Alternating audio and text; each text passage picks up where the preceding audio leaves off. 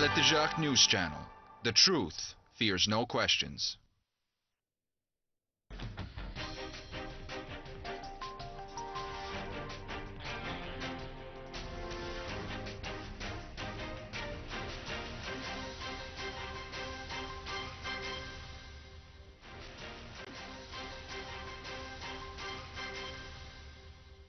Hello and welcome to Eco-Terrorism. This is Zeinab Bailoun.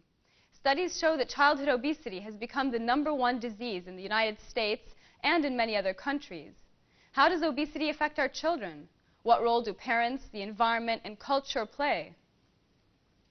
Joining us in the studio is Ms. Farah Yunus, a clinical dietitian, and joining us by phone from South Carolina is Dr. Martin Binks, the CEO of Binks Behavioral Health. For more information, let's take a look at this report.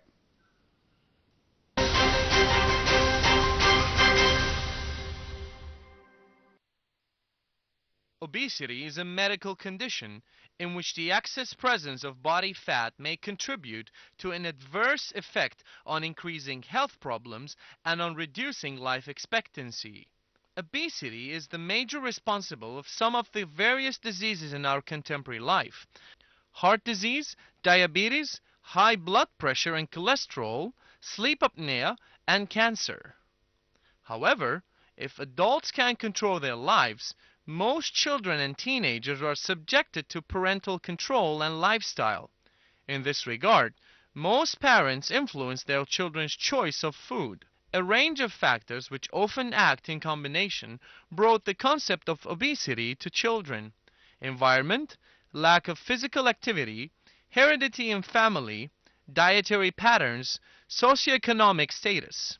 The obesity of either parents or the so-called obesogenic environment illustrates a great risk factor of childhood obesity. Moreover, statistics showed that obesity became an epidemic in the United States with more than 30% affected children. The number has tripled since 1980. In response to that, scientists revealed an interrelation between individuals and their environment for a better ecology models for health promotion. Nevertheless, the environment has dramatically changed, especially in industrialized countries, and some linked it to the obesity that human beings endorse.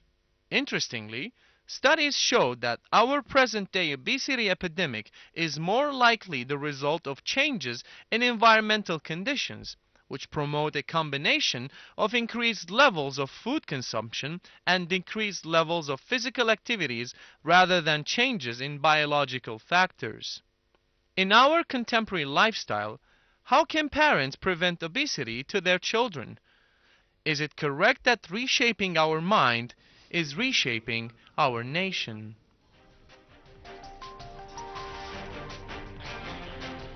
So with us first today is Ms. Farah Yunus. First of all, thanks for being here with us today. Thank you for having me. To start with a kind of general question, can you start by defining obesity for us?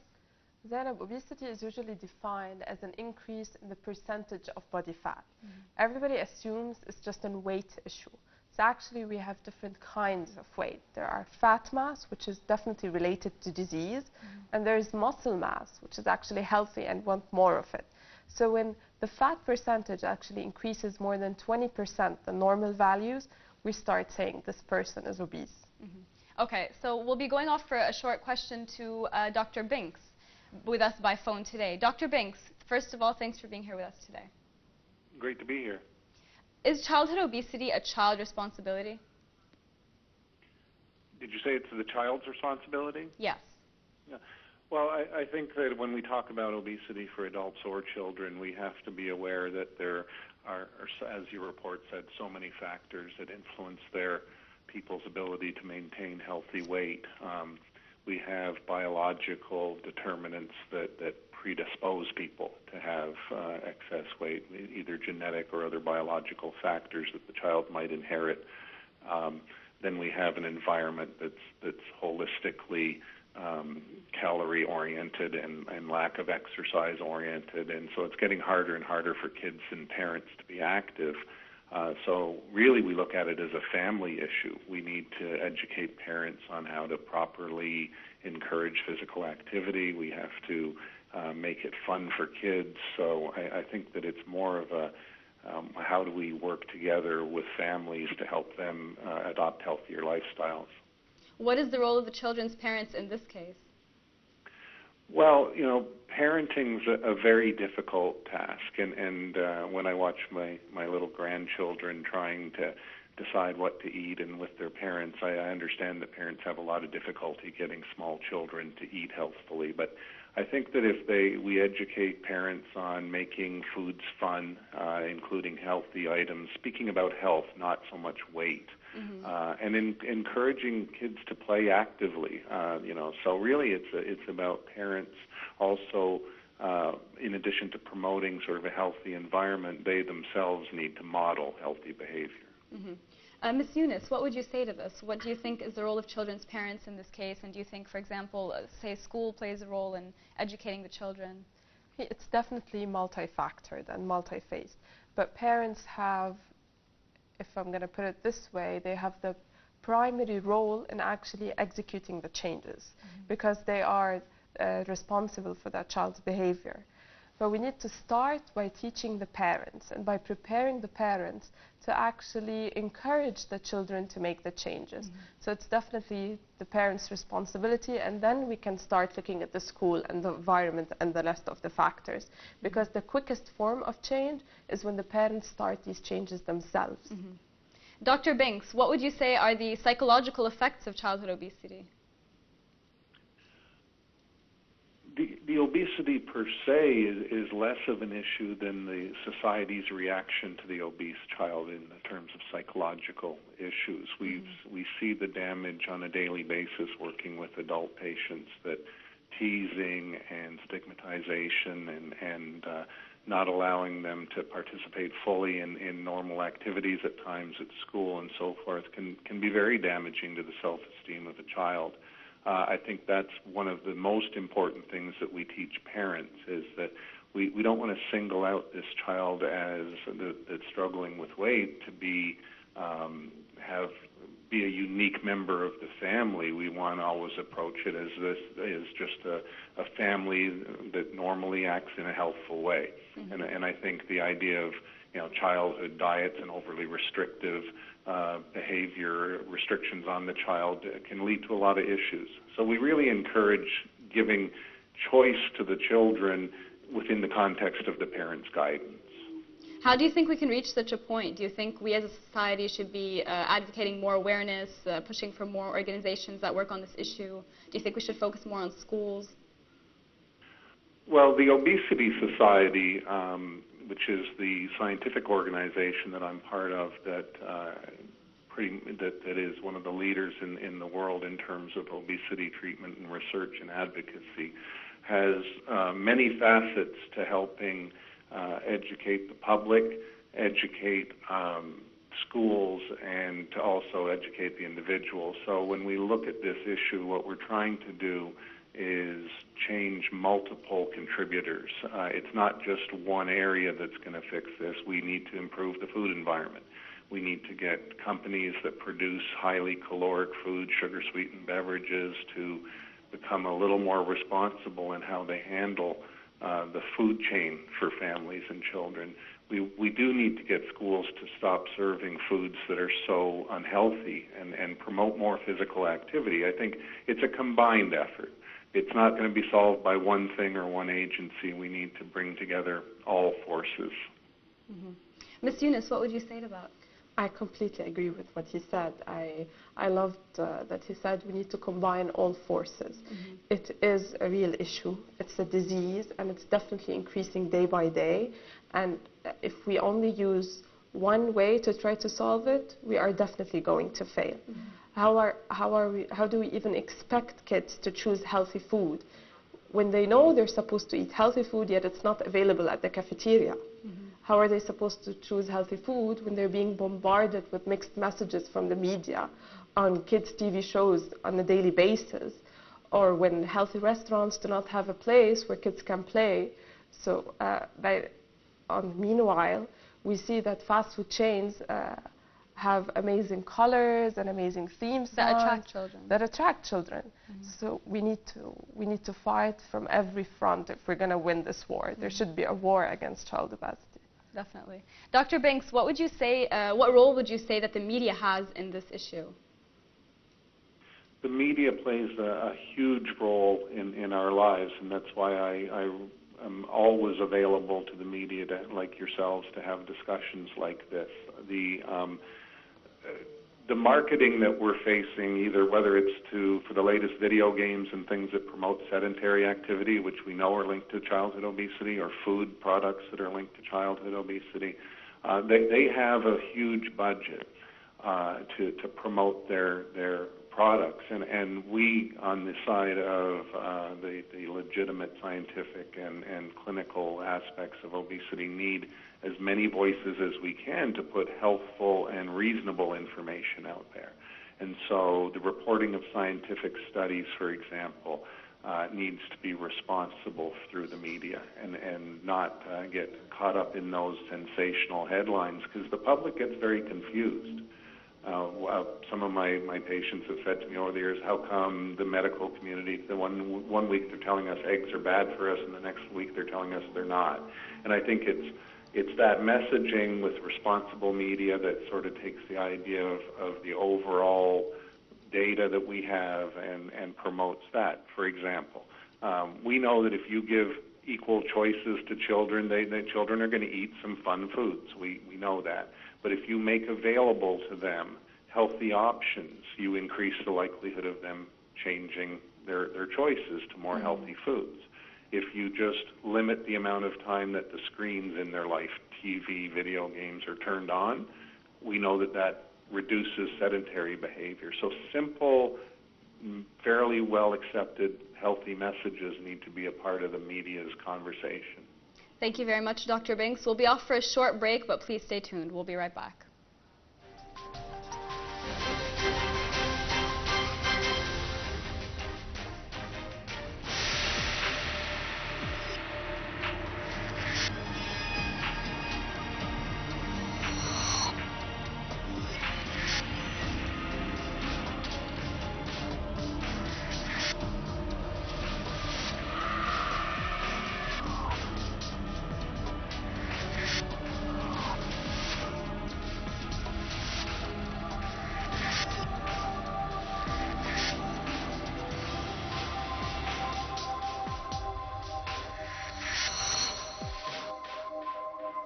Wherever those are persecuted, that place we tackle case by case.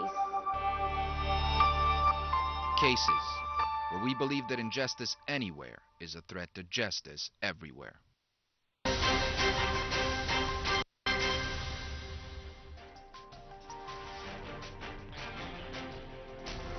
Welcome back. Ms. Farah, what would you say is the difference between being obese and being overweight? When it comes to childhood obesity, we measure it quite differently than we do with adults. Usually, we just go with the body mass index, which tells us your weight according to your height, and there are certain cutoff points. But since children are growing, no child of the same age actually can be measured the same. So we have special charts to measure whether the child is obese or overweight, and they're called percentile charts. Usually, if the cutoff point is above 85th percentile, then the child is overweight. But when it's above 95th percentile, then definitely the child is obese. It's usually around the marker between 5 to 7 kilograms of weight. Okay. Dr. Banks, there's a saying that says reshaping our mind is reshaping our nation. What would you say to that? Do you think that we should start by changing the way people think about obesity, the way people think about their diets and the things that they eat every day, before we start focusing on, say, laws or changes in actual schools? I've always been an advocate of educating and empowering the individual to be able to make healthier choices within problematic environments. But I do, again, restate that I think we need to hit it from all angles, because the environment has become overpowering in terms of promoting sedentary activity and overeating. But in terms of the individual, the power of our own minds to alter the way we relate to food and the way that we as a culture relate to food, I think, is an important part of this that's often overlooked. And most of these initiatives we're seeing currently to provide medical care for obese patients, for example, tend to not be talking about the importance of the psychological and behavioral parts of that conversation. It's next to impossible in the United States for a psychologist to be reimbursed to treat obesity. And we know that stress, emotional contributors, cognitive and behavioral techniques, all of those things are essential elements of a complete approach to treating obesity beyond medical intervention, beyond pharmaceuticals, beyond surgery, et cetera. So I think we need that recognition that the individual's psychological contributions to weight and health are as important as the medical aspects. What is the situation in the United States, and what would you say the role of people like yourself is in this case? Well, most of the research that involves multidisciplinary treatment of obesity, no matter which medical components it has, includes a component that involves identifying triggers, helping people control their food environment and their relationship to food, stress management, and also many behavioral aspects. And I think the issue, the role of myself and colleagues like myself, I think, is to really educate as many people as we can on how to apply those techniques. Not everybody has access to a behavioral medicine trained psychologist, but when we work with dietitians, for example, they have good training in behavior change. I think continuing to educate primary care providers is essential. So, for example, the Obesity Society partnered with various industry representatives for something called Treat Obesity Seriously campaign. There's a website there, and its mission is to empower people that are out on the front lines to treat obesity and to help individuals overcome that. And it's an educational mission. So I think that is the goal of the leadership in the obesity field, is to educate as many healthcare providers as we can in ways to properly treat obesity. Thank you very much, Dr. Martin Binks, joining us from South Carolina. We'll be back to our guest in the studio, Ms. Farah Yunus. Can you tell us about the side effects of obesity? The side effects of obesity are various. We start with the basic health side effects. We're talking about heart disease. We're talking about cardiovascular risk, high cholesterol, high triglycerides, rapid heartbeats. There's also physical symptoms like low back pain, problems in sleeping, sleep apnea. There's also risk of certain kinds of cancer, and there's definitely risk of diabetes. And what about the difference between childhood obesity and adulthood obesity? Is there a big difference? There's the main difference is actually in the way we treat it and the way we approach it, because the child is still growing. So whether we are counting calories or taking into consideration nutritional requirements, they are very different from that of an adult.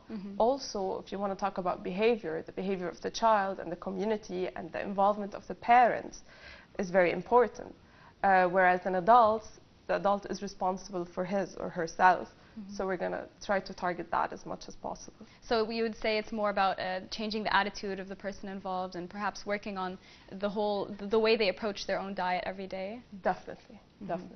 And is that what you do every day in your role as a dietitian?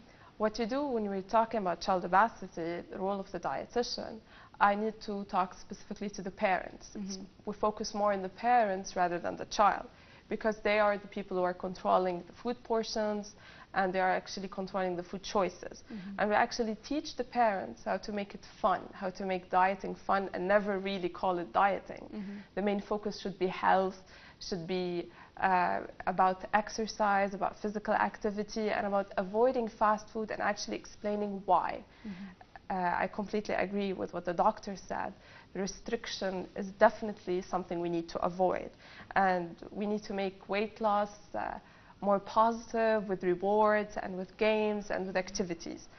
I definitely need to teach the parents the tricks too, how to make healthy food more desirable, how to add more colors, to bring in more plates, to actually use some cartoon characters, like Bugs Bunny likes to eat carrots, or maybe Popeye used to eat spinach.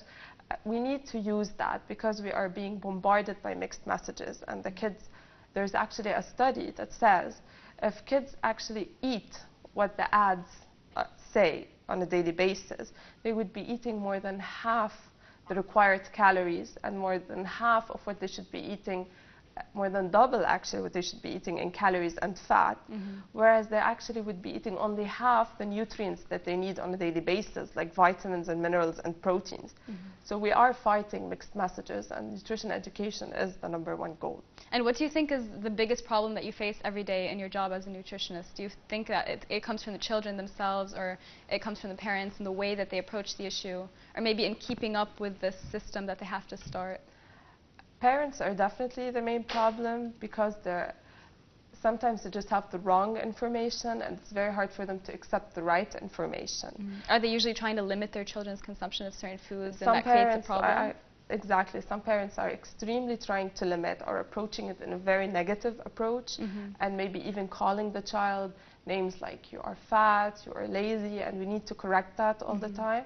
Also, there's a problem by studies. The only way for us to solve this problem is when the parents change their bad habits themselves. Because you can't accept a child to eat healthy when his own mother or father Is are not actually eating unhealthy food. So we need to convince the parents to actually start changing the habits around the house, the food is around the house, regardless of weight. Because even though, for example, even though if an obese child has an older sibling who is of healthy weight, we cannot offer that child fast food and force the overweight or obese child to eat healthy. Avoid fast food. So that's definitely a problem. Also, school is another issue. How do you feel that schools affect children in this way, in a negative way? There is nothing healthy in most school foods. Offered.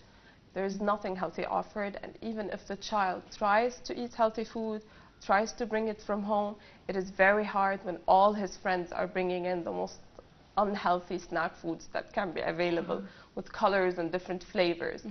And at this point, the child will feel deprived, and deprivation is very negative.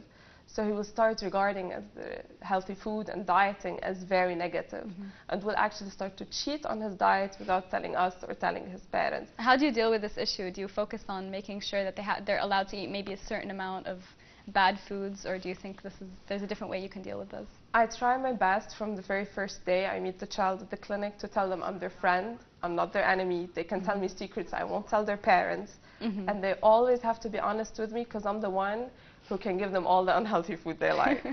Because I actually literally say, I will ask your parents to let you eat unhealthy food as long as you're honest with me.